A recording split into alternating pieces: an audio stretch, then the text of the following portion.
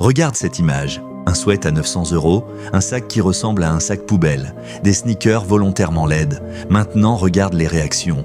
Génie, arnaque, provocation, chef-d'œuvre. Une marque capable de provoquer autant de haine et autant de désir en même temps. Ce n'est pas une erreur, c'est une stratégie. Balenciaga ne vend pas des vêtements, elle vend de l'attention. Et aujourd'hui, on va comprendre comment cette maison centenaire est devenue l'arme culturelle la plus polarisante du luxe moderne. Avant les sneakers XXL, avant les scandales, il y a Cristobal Balenciaga, année 1930, Paris. On le surnomme le couturier des couturiers, Dior l'admire, Chanel le respecte. Il sculpte les vêtements comme un architecte, silhouette pure, volume révolutionnaire, exigence absolue. En 1968, il ferme tout. Pourquoi ? Parce qu'il refuse de démocratiser son art, il préfère disparaître, plutôt que se diluer. La marque dort pendant des décennies, puis le groupe Kering la rachète, relance difficile. Positionnement flou, manque d'identité claire, jusqu'à l'arrivée d'un homme, Demna, ancien réfugié géorgien, vision brute, radicale. Il ne veut pas embellir le monde, il veut le refléter. Et il comprend une chose essentielle. Le luxe moderne ne doit plus seulement être beau, il doit être viral. Sneakers Triple S massive, Crocs plateforme, sac inspiré d'Ikea, t-shirt politique, chaque pièce déclenche un débat. Et dans l'économie de l'attention, le débat vaut de l'or, Balenciaga transforme la moquerie en marketing.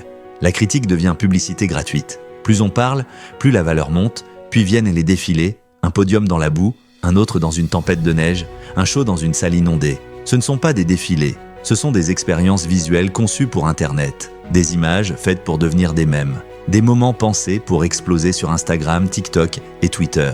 Balenciaga comprend que le luxe ne vit plus seulement dans les salons privés, il vit dans les feeds. Le spectacle devient stratégie. Ensuite, l'infiltration culturelle, collaboration avec Adidas, avec Fortnite, avec les Simpsons. Balenciaga ne reste pas dans le luxe traditionnel. Elle infiltre la culture populaire, gaming, streetwear, Internet. Résultat, entre 2018 et 2021, la marque devient l'une des plus recherchées au monde.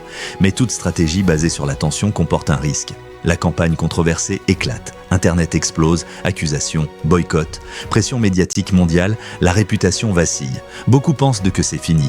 Mais voici ce que peu de gens remarquent. La marque ne s'effondre pas. Elle ralentit, elle restructure, elle revient plus sobre, moins provocante, mais toujours désirable. Pourquoi ? Parce que la notoriété était déjà installée. L'attention faisait déjà partie de son ADN. Balenciaga n'est pas qu'une marque choc, c'est une machine stratégique. Haute couture pour la légitimité, sneakers pour le volume, sac pour la marge, distribution sélective, production maîtrisée, image premium contrôlée, la provocation est calculée, le risque est mesuré, le chaos est scénarisé. Maintenant, la vraie question, pourquoi les gens achètent ? Pas seulement pour le style, mais pour le signal. Porter Balenciaga, c'est afficher « Je comprends la culture ». Je suis avant-gardiste, je ne suis pas classique.